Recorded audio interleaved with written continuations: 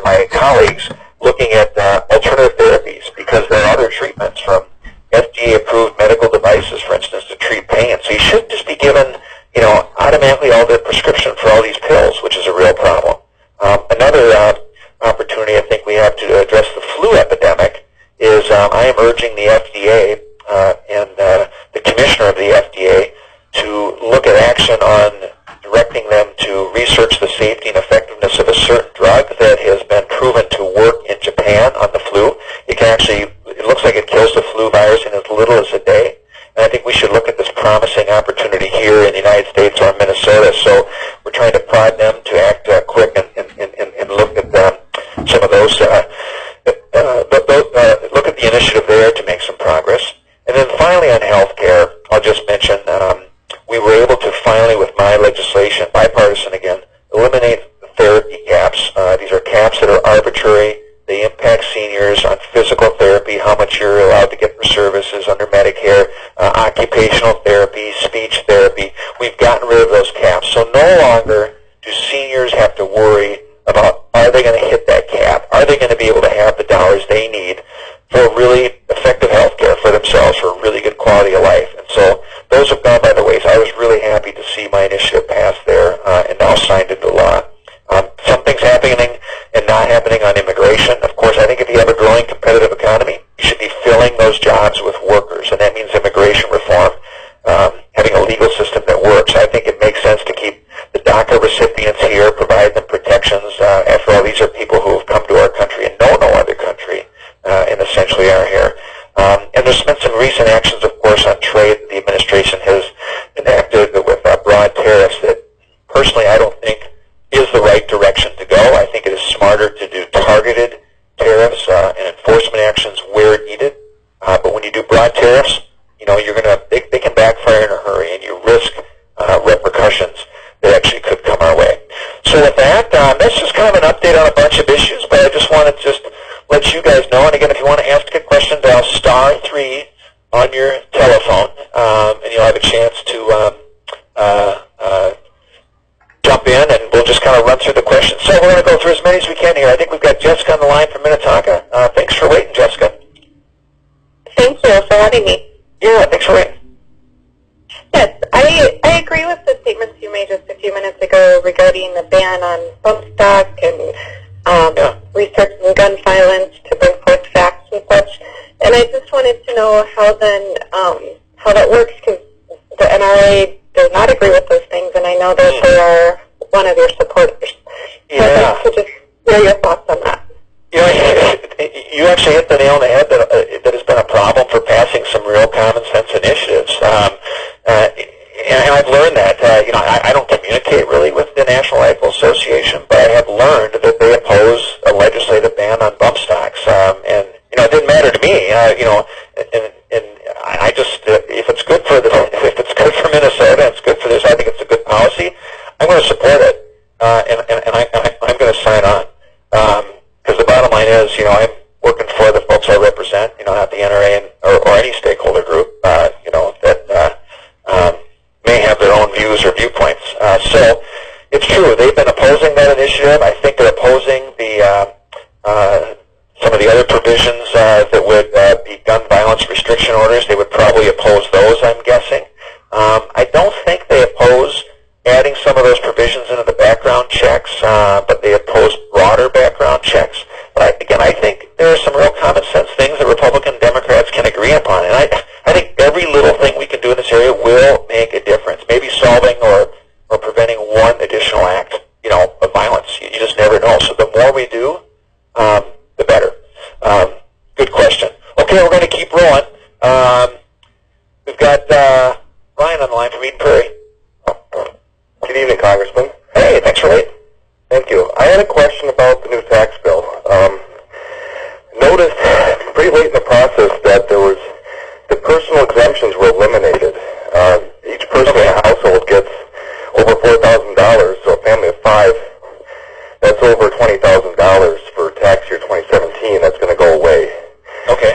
Wondering what Congress is going to do to make up for that, because the doubling of the standard deduction that's outside of itemization, and that's going to be a real hit for families with kids. Okay. Is there something Congress can do to fix that? Because that, to me, $22,000 dwarfs the state and local deduction.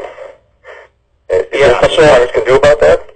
Yeah, well, obviously we could make additional changes, but I'll just tell you with the child tax credit extended or doubled, right? And so it made up for a lot of those. So as a net, I mean, again, the average family of four is getting the tax cut pretty big of $2,000 some dollars. Now, in our area, it's closer to $5,000, on average. Now, that's going to not be the case for everybody, but that's just sort of on average, right? And so it's estimated now that 85 to 90%, I think, of people will no longer itemize. So it'll be a little simpler, a little more straightforward because we cleared out a lot of those other, item expenditures and deductions, et cetera, with lower rates. So the brackets changed, rates got lower, and that helps a lot. It just, so that's why there's some net tax cuts overall. Again, not applying to everyone. But I tell you what, if you have I'd like to actually hear more about maybe your personal situation, because if it's a situation about removing personal exemptions where maybe it wasn't covered by, the child tax credit being expanded, we should absolutely look at that. And there will be, I think, an opportunity for that, because we're not going to wait 31 years like we did this last time to modernize the tax code. That's what happened last time. We waited 31 years, fell behind in every area of taxes, and now we're playing catch-up. And so now we're going to be renewing this or looking at it on an ongoing basis, which is the right thing, to do. So I would encourage you, if you can, just jot down some notes and just shoot me an email or something or call my office, and that'd be helpful. Okay, again, looks like we got Steve on the line from Minnetonka. Hi, Congressman. Hey. So my question relates to the Republican Intelligence Committee's conclusions from their so-called investigation. And they've announced, I believe, of their finding that they didn't find any evidence of any meddling by the Russians in our 2016 election, and nor did they believe that the Russians are trying to influence the election in favor of Mr. Trump. And I wonder what you think about the conclusions of this committee, whether you think they've done a good job, whether you support their findings. Thanks for asking the question. So there's a couple of things here. One is that you have the issue of the House Intelligence Report, which is coming out recently, and then that's separate from the Mueller investigation that's going forward, which actually I think is critical and important that an independent counsel will just take action and continue to be able to do his service, which is critical. And that's separate. So I haven't seen the report that's come out. My understanding it's not going to be available to see for several days. But I just saw some of the news last night. They basically said there wasn't any collusion. And that wouldn't be a surprise to me if that's what the report said. I think what's most important is that the intelligence community broadly agreed and said that that there was meddling, or that there was the attempt to influence. And that's not a surprise. The Russians are not our friends. They've been doing this for a long period of time. They've done it in European elections. They've certainly been doing it in Ukraine on a regular basis. And so I'm going to have to look at the report, to be honest. I think the most important thing here is just making sure that the Mueller investigation remains independent, that goes forward on its own, and that consequences or anything that resolve as a part of that with any violations, etc., are upheld and followed through on, which is very, very important. Okay, we're going to keep going. I think we've got Linda on the line from Plymouth. Thanks for waiting. Thank you, Congressman. I am really concerned about the tone that this administration is showing towards our allies, and the lack of respect for our other countries that are our allies, and not being able to back Ms. May. So what's your position on reining in the Twitter accounts of the president? Yeah. Well, there's a couple of things. There's nothing I can do about the Twitter account. But one thing I think is very clear, and you mentioned Ms. May. So for those of you who don't know, she's the Prime Prime Minister of Great Britain, and I think has had to essentially respond on her own, is my understanding, or what I read about, for instance, sometimes when the United States says something or something is tweeted, for instance, from the President. I'll tell you this, is that I was invited down to the White House a week ago to talk about trade. And I basically talked about how important it is to have a robust trade agenda, in particular the relationship, not only with our allies that rely on us, and we have so much, international cooperation with, and they look steadfastly to us for leadership, but also for those that may not necessarily normally be friendly, but our trade going across borders prevents guns from going across borders or arms or conflict. And so I don't want to see I don't want to see us go backwards on trade, for instance, which is so important. It's one of the reasons why Minnesota economy, quite honestly, weathered the economic storm better than other states. We were exporting a lot. We got 800,000 jobs in this area. And so I think the President's tone on trade, for instance, has been in the wrong direction in this space. I spoke to the Consul General from Canada, who was recently appointed last week as well.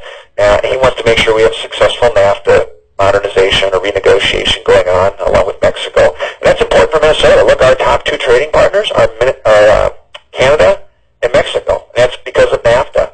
And so, as an example, 95% of everything General Mills sells in Canada comes from the United States. We're selling American services and exports. So I don't think we can just put a wall around our country, pay no attention to what's happening with other countries. And we have to understand that's a big part of our economy. So that kind of spills over, I think, with kind of that tone, like you say, our allies kind of depending on us or trusting us. We may be making some progress on North Korea. That remains to be seen now, obviously. But that's something we'll have to be paying attention to. Okay, we're going to keep rolling. I think we got Michelle on the line from Bloomington. Thanks for waiting, Michelle. Hi, Congressman Paulsen. We've met at Salt Lake Pediatrics before, so you know how committed I am to pediatric health. Oh, sure. My question to you is in regards to the gun violence. So in 1996, the Dickey Amendment effectively ended the CDC's study of gun violence as a public health issue in the U.S. How rapidly can we get that rescinded so that we can actually have the hard numbers looking at how gun violence is affecting the U.S.? Yeah. Well, Michelle, thanks for calling, and thanks by the way, for letting me come out and visit. When I'm in Minnesota, all I do is visit, not only health clinics, but how we see companies. I've been to 244 different classrooms now. Been kind of moving around all over the place, because it's not like I got all the answers to all these challenges, but having that firsthand experience and stories and anecdotes, it really gives a perspective to really be effective in advocating certain positions. I really appreciate that, and keep those invitations coming for those of you who have those opportunities. It's pretty much nonstop when I'm there on Mondays, Fridays, and Saturdays that I do that. So here's what I think on the gun violence. I mentioned this right off the bat, that I do think we should be lifting that ban. There's this Dickey Amendment you mentioned that was named after a congressman previously, and to me it just makes sense. If Congress or elected officials are going to make smart policy decisions, you have to base those decisions on facts, and the way you base things on facts is by collecting research. And so I think we should lift that. Now, I think the next opportunity to do that is when this appropriations bill process starts, probably in about another month, because that's when that amendment, I think, can get added in, or to lift that amendment, I should say. In fact, I think even the former congressman that put that amendment into place recently wrote a story or an opinion piece in one of the major newspapers in the country saying he thinks that should now be lifted as well. And so I just think that makes sense. Now, we'll see, because the National Rifle Association or other organizations may oppose that, but I think that's the right thing to do, is just to have that research and base it on fact, for instance. Okay, I think we're going to keep rolling. We got Joyce on the line from Minnetonka. Thanks for waiting. Yeah, thank you. I didn't get invited till late, so I missed some of what you said about healthcare, so I apologize. That's okay.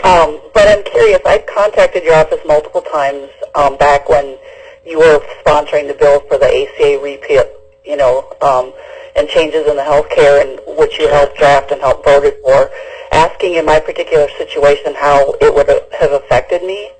I never got a response. And from everything I saw and read, it was going to be extremely negative impact for somebody in their 50s with pre-existing health conditions who was laid off from work and needed the marketplace, that my premiums would have gone up from as much as 100 to 200% if I could even still get health care. So I would like to understand how you could vote for such a bill, and going forward, are you going to continue to work to remove the ACA protections of pre-existing conditions? For example, the junk insurance that Trump is now trying to put into some of the states, which allows them to sell junk insurance that basically doesn't insure anything, and what your stand is on those. Yeah, first of all, well, Joyce, thank you, and I'm sorry you didn't get a response. Actually, I'll just tell you right off the bat that the number one issue I've heard more about than any other issue was the Affordable Care Act or Obamacare, bar none. Now, much of that was mostly in opposition. It wasn't even close. Partly because so many families, individuals, small businesses were paying such dramatically higher healthcare costs, and premiums were going up. I mean, a year ago was a huge election issue in the campaign, in all these different races.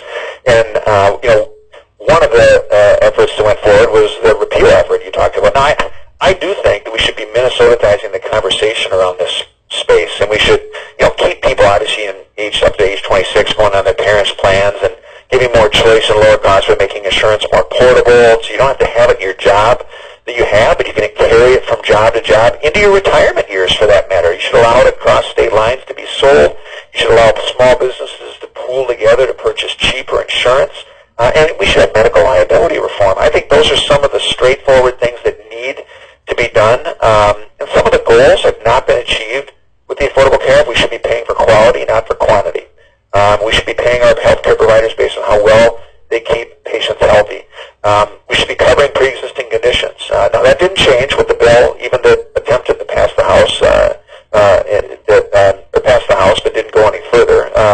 And so we should be covering pre-existing conditions. I also think we're going to have to give states more latitude or ability to be laboratories on caring for their populations as they see best fit. It's one of the reasons why Minnesota as a state did so well covering its population of health care. And then that kind of went backwards when the Affordable Care Act came into place all of a sudden, because Minnesota's experiments with some of the things they were doing weren't allowed anymore. It was a one-size-fits-all. So I'm just committed to finding solutions that kind of fix broken parts of the law. Some of it's taxes, like the medical device tax we talked about earlier. But moving away from that one-size-fits-all and having more of that doctor-patient relationship, empowering consumers, is really important.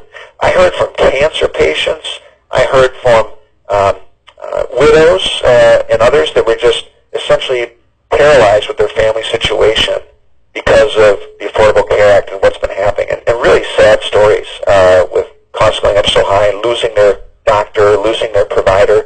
And that shouldn't be that case. One other healthcare initiative that I'm authoring, and this is something that is very much supported by family doctors and primary care doctors, is many people now are doing a monthly subscription to their family doctor where they'll pay to basically have that doctor-patient relationship. It's not an insurance plan, but it is something where they can have constant communication with their primary physician. I want to allow your healthcare savings account to pay for that type of service. So I'm doing a bipartisan bill with Earl Blumenauer from Oregon, very liberal Democrat, and we've teamed up, and we're trying to move this initiative forward and be successful and pass it through. Again, if you'd like to ask any questions, dial *3 on your telephone, and we'll keep rolling. I think we've got Dennis from Minnetonka. Dennis, thanks for waiting. Congressman, thank you. I will try to keep this short. Sure. The tax overhaul that has come about and will allow us, a standard deduction is, in my opinion, is probably going to have a drastic effect on, well, let's start with churches, but also it's mostly the nonprofit organizations. Because if you, as an individual, see the rising costs, of living going up, and you are in a situation where you have a one-size-fits-all tax cut for yourself, or tax deduction, and you no longer look at disabled American veterans, USO, children's health care through like the Danny Thomas Hospital,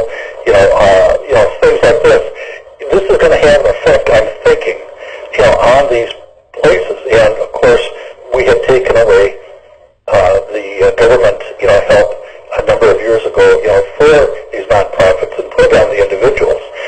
Do you have any thoughts, or is there anything as this was coming about you were thinking that you thought that maybe this would happen, or that you foresaw, or that you looked into and don't feel that would be the case?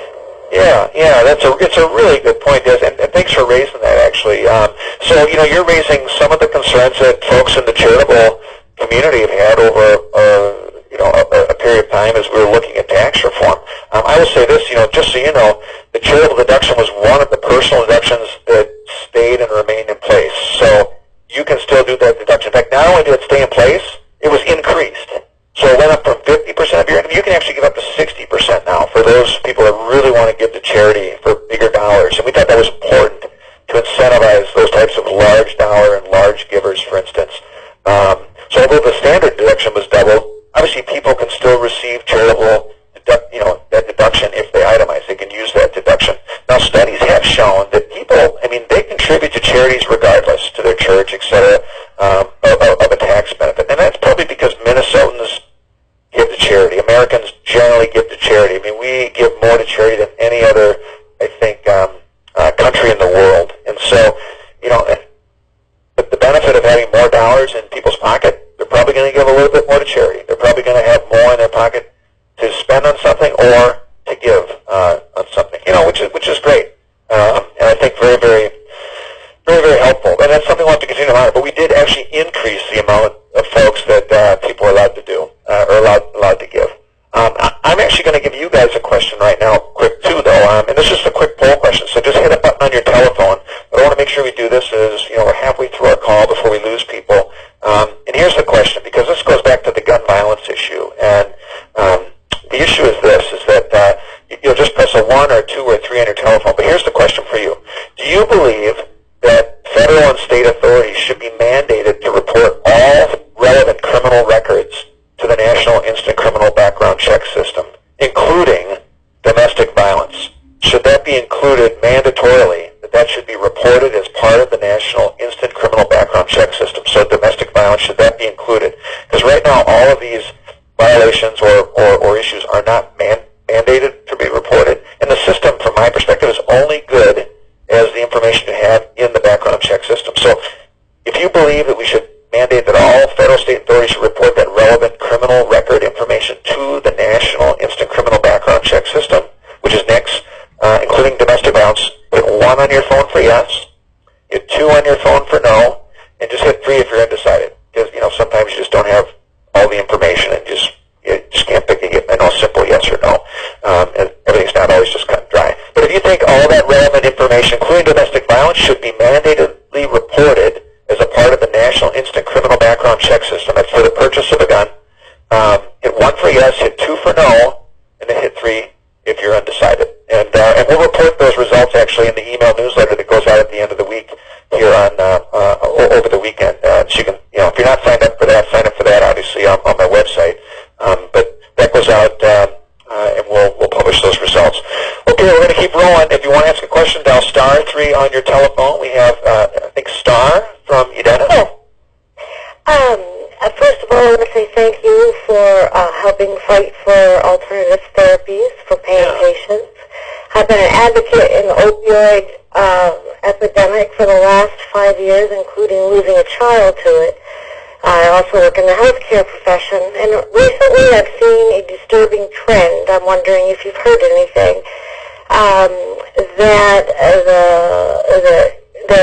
the physicians and healthcare providers are feeling sort of governmentally pressured to really be inhumanely stingy with people for pain. For instance, I've known 2 people, one that had a fracture of the pelvis in 2 places and one with a fractured femur. They both went home with 6 pain pills. That was supposed to last them a week.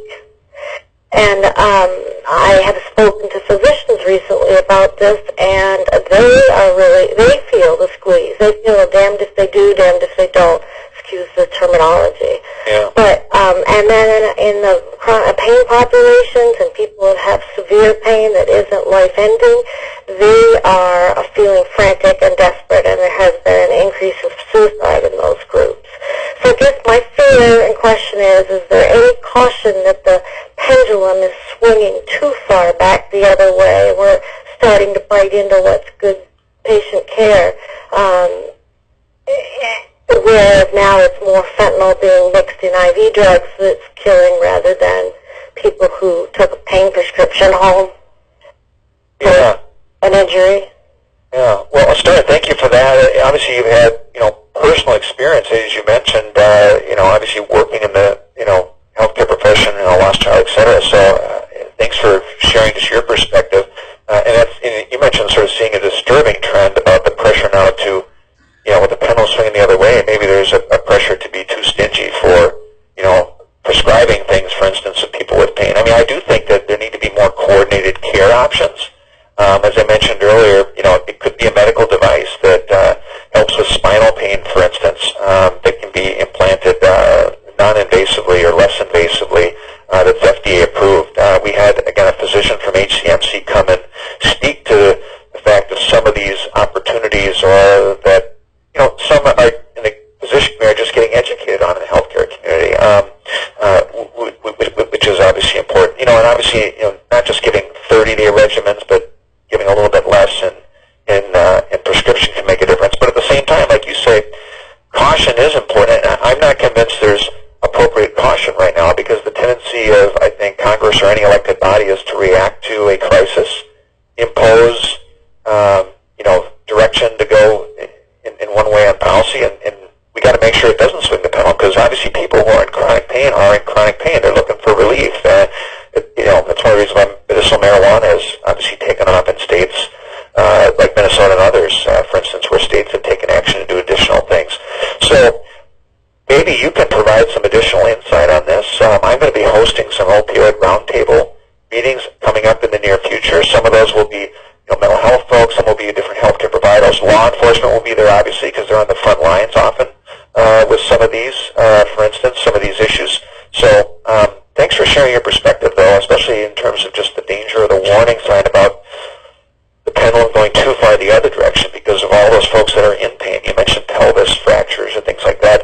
Those can be very, very painful incidents that often don't have any other treatments, obviously. And, it's just probably making sure we got appropriate doctor-patient supervision as a part of the process, too. Okay, we're going to keep rolling. I think we've got Jacob from Eden Prairie. Thanks for waiting, Jacob. Hello. Sorry, sir. Hey, thanks for waiting. As a high school student currently studying an advanced placement United States history, Yeah. I can't help but notice our current president is becoming more unhinged compared to presidents past, and this man clearly lacks experience and is going off the top of his head. So I would like to know when Congress is going to determine when it's time to control the president, and what is Congress going to do to control him. And yeah.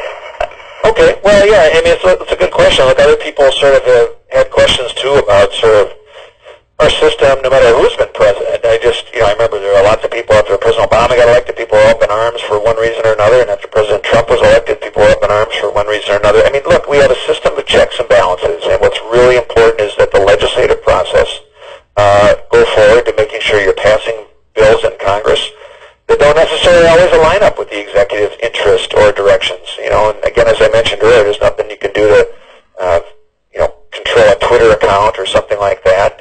I've responded myself when I've been concerned about statements that the president has made, for instance. And I've been straightforward and said I personally didn't vote for him, but I want to make sure the country succeeds. I want him to succeed. I want Washington to be able to work across the aisle and get things done. It's one of the reasons why 90-some% of the bills that I co-author and author are bipartisan. I think it's just really important if you have a good idea, you get people on both sides to sign on. It allows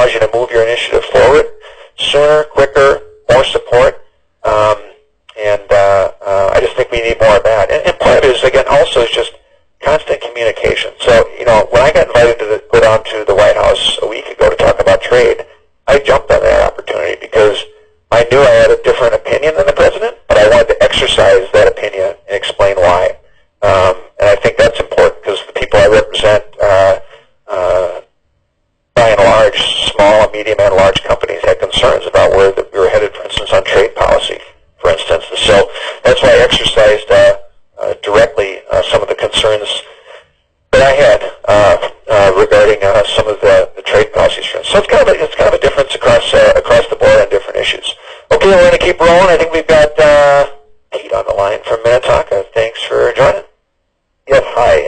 Thanks, Congressman Paulsen.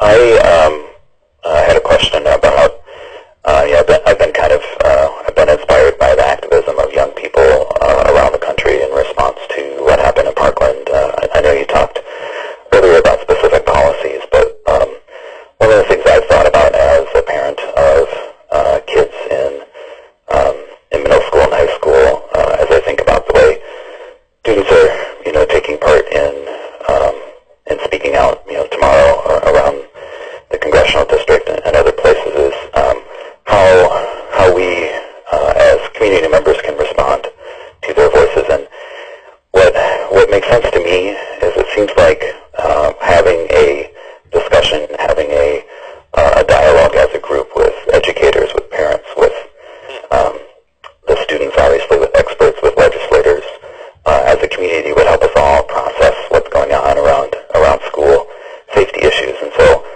what I would like to ask you is, would you be willing to host like a live town hall event like that to discuss that issue for our community? Yeah. Well, first of all, thanks for raising that. And, it's not just obviously, I think issues that students care about, but it's what anyone cares about. And so, I certainly wouldn't rule anything off the table and would want to make sure that, obviously, that if it was certainly on just on school safety, for instance, we just sort of have protocols in place to make sure that would just sort of stay on task or whatever. There's not disruptions, whatever. But I'll just tell you, the Parkland students, for instance, they were up on Capitol Hill just a week and a half ago, sharing their own experiences. I've been to 240-some classrooms, and every classroom's different. I was just in Orono High School, just having a conversation. I went to an AP history class or AP government class. Mr. Herring, I go out there every year, and those students were just bright. They were sharp. They were, we talked about everything, especially a lot of the gun issues. And keep in mind that Orono just went through a lockdown situation very similar to what Parkland happened. Now, they didn't have the gap where literally, law enforcement jumped on those tips immediately and responded. That gap was not filled or covered in Florida. It should have been prevented, but it wasn't, which is a whole other issue.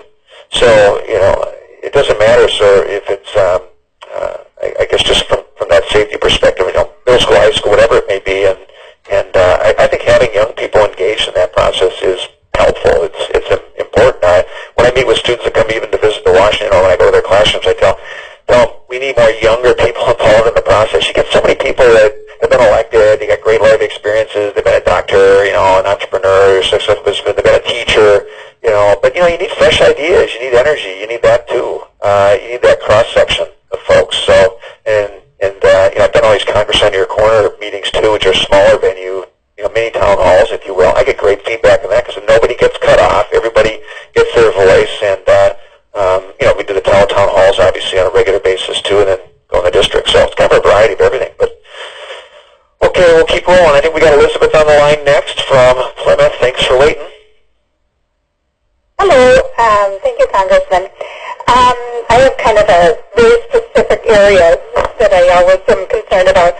I know a week or two ago you stopped by the Minneapolis Polar Plunge. I don't know if you actually plunged, but I won't hold that against you. I plunged in Eden Prairie. You did? Okay, so that was last week. Yep. So I know you hang with the Special Olympians. You know that they're incredible people, and you must also know that we're always worried that their benefits are getting cut, and especially the employment issue. With unemployment so low right now, unemployment low. Yep. You'd think that it would be a great opportunity to find some employment opportunities and incentives for this group of people. Any brilliant ideas? Well, I don't know about brilliant ideas, but number one, thanks for asking the question. Couple of things. So yeah, the Polar Plunge, I've done like 6 or 7 of those in a row. And by the way, some of the students from Wayzata, as an example, they were highlighted.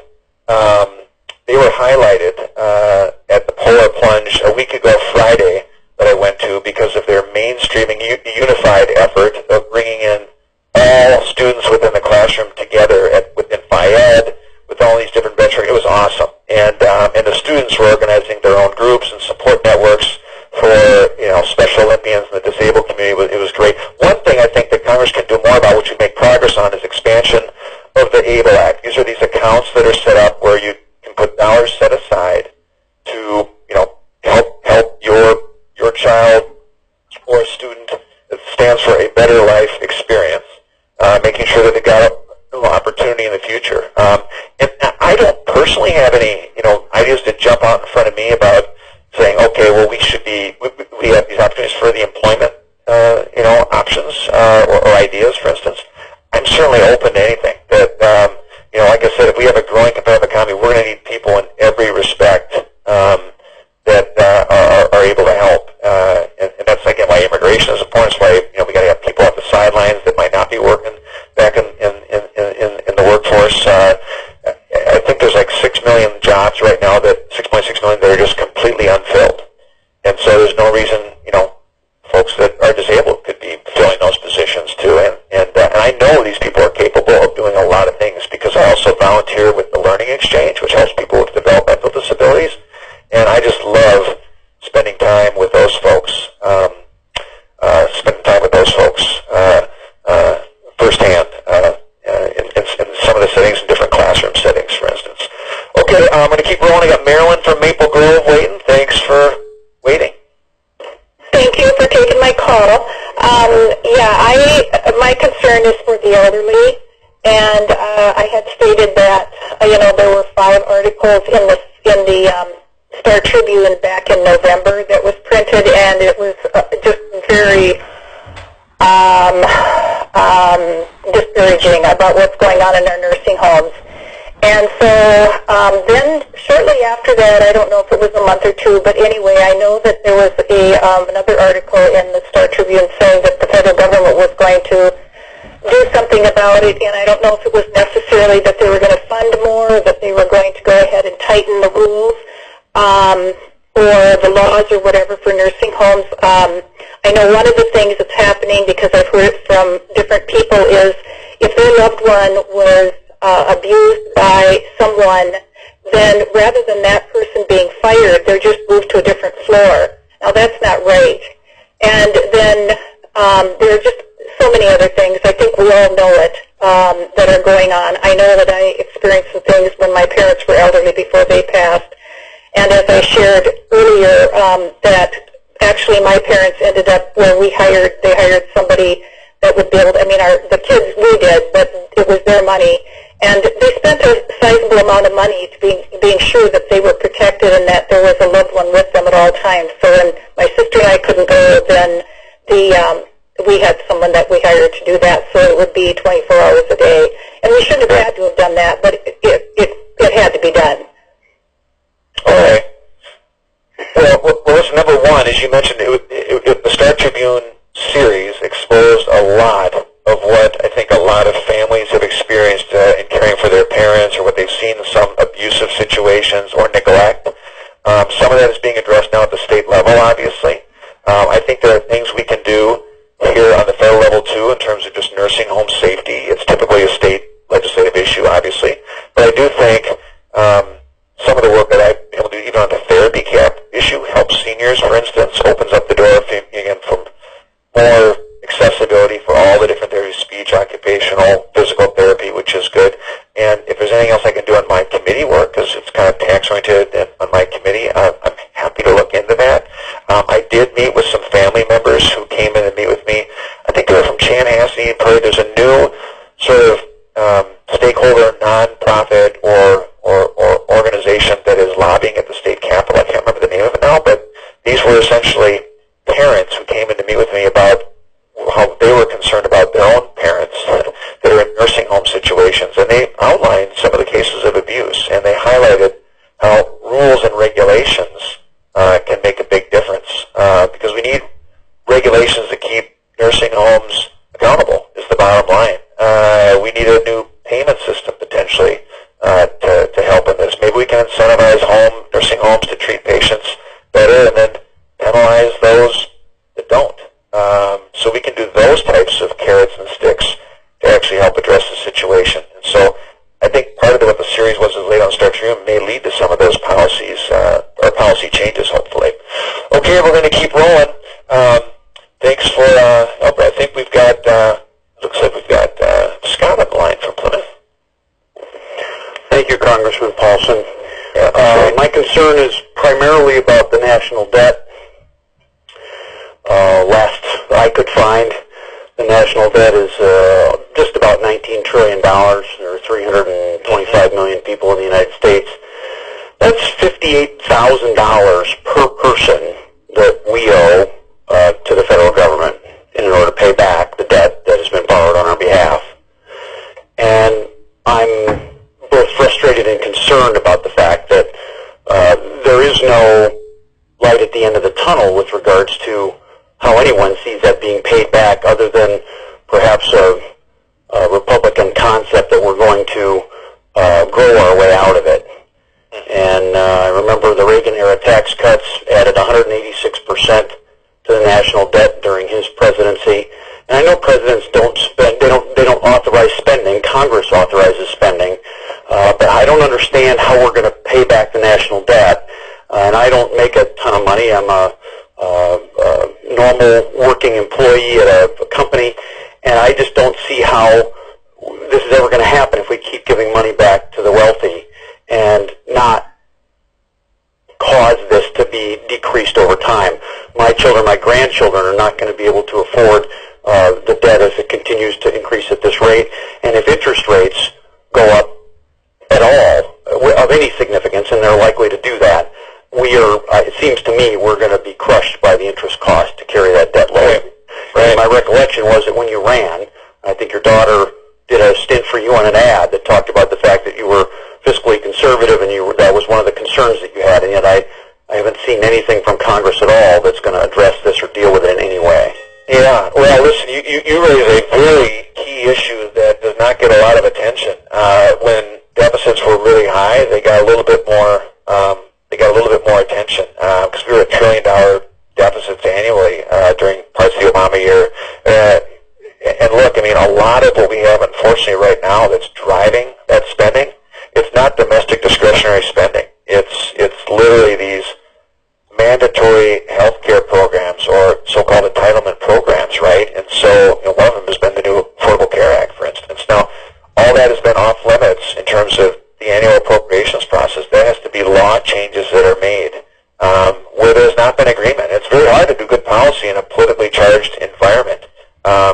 So I am worried about having that light at the end of the tunnel, like you say. I've talked to both Republicans and Democrats who don't feel that that is a big deal. But look, it almost tripled under the Obama years. More was added in that period of time than was put in the national debt in the history of the country, from George Washington up to the last president. And so I just think now, obviously, with some of the revenue changes and with the competitive growing economy, these deficits were expected to just climb. If we just stuck at 2% growth, it was going to get worse. The sales quote projected it to get worse and worse. More and more is getting piled onto our national debt. More and more is getting put on the deficit every year. And that's even though we've lowered this domestic discretionary spending 4 years in a row. And so we do need to tackle those programs. It's going to take a bipartisan effort. Now, the House has passed a budget that balances it. It takes 10 years. You don't just pass a budget that can balance next year or in 2 years, because that would be austerity. That would be too painful or ridiculous to impose those types of harsh cuts. But if you plan ahead, you can do things over a 10-year period that set yourself on the right course. So my belief is now, with a growing economy, they're saying over 3% growth, wages rising, revenues coming in, we should be focusing on the other side of the ledger at this point. This is now exactly the time to focus on the other side of the ledger, which I think is important. Okay, we're going to keep rolling. We've got Roger on the line from Edina. Okay, hi, Eric. I wish I could offer some more favorable or positive comments, but I'm frustrated about a couple of items. First of all, I feel like you've been tone deaf when it comes to guns. And I guess I look at your website and I see a dozen, 15, 20 subjects that a person can that are noted on your website. Not one of those includes gun violence. I think of you being whatever it's been in your record in terms of advancing legislation dealing with gun violence. I don't know if there has been any. And then I look at your A+ rating from the NRA, and those things lead me to conclude that you're really not sensitive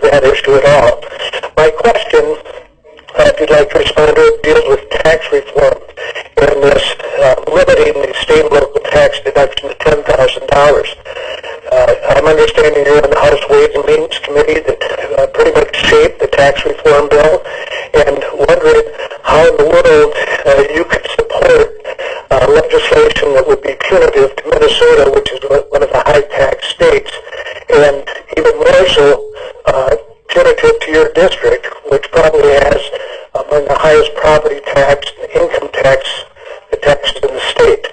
So how in the world you could support legislation that would be so punitive to your district?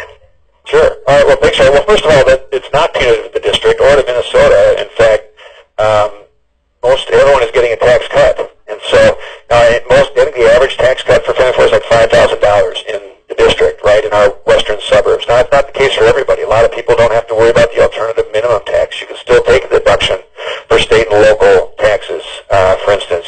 Now, if you don't do that, right, your standard deduction doubles. All the rates were lowered across the board. The brackets were all changed and widened. That covers so many people, which is why we're just seeing all these positive benefits all of a sudden.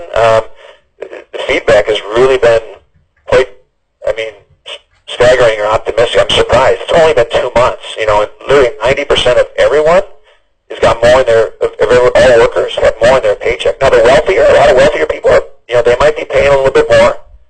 They're not going to get those deductions, for instance, that accountants or tax lawyers or tax planners gave you in those situations.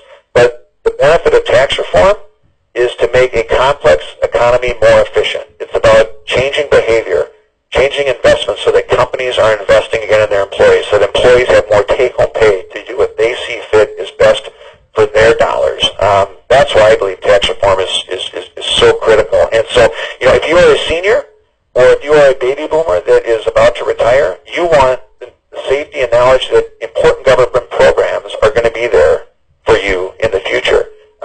With a competitive growing economy, you've got more safety and security to know that's the case. If you are a young person, you want a competitive growing economy to getting out of college, paying down student debt, paying down student loans, looking for jobs, and actually competing for jobs, and now maybe getting 2 or 3 offers.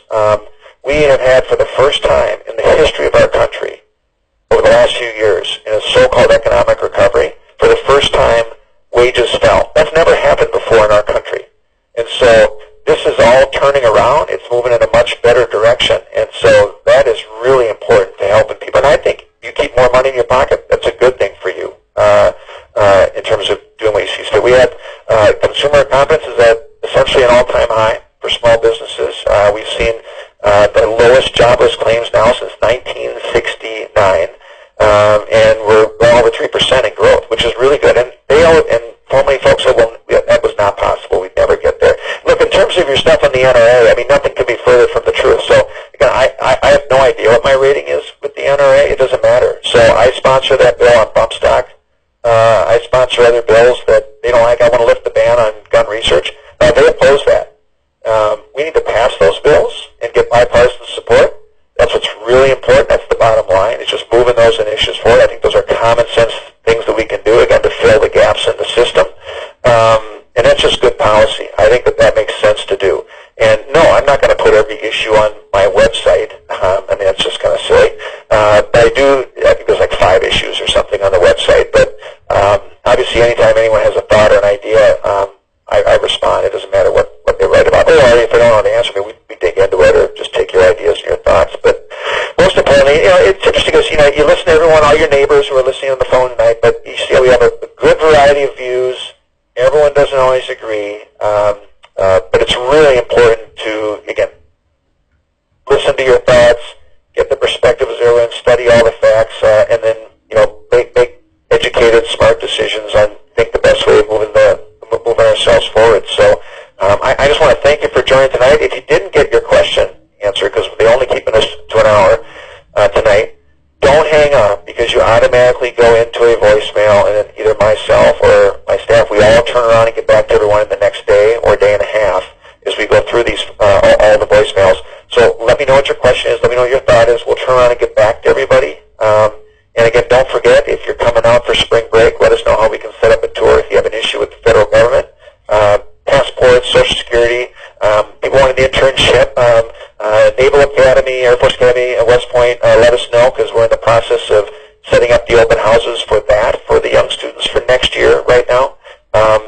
sure to let us know. And most importantly, just thanks for the privilege of representing you. And feel free to absolutely stay in touch and have a good evening and good night.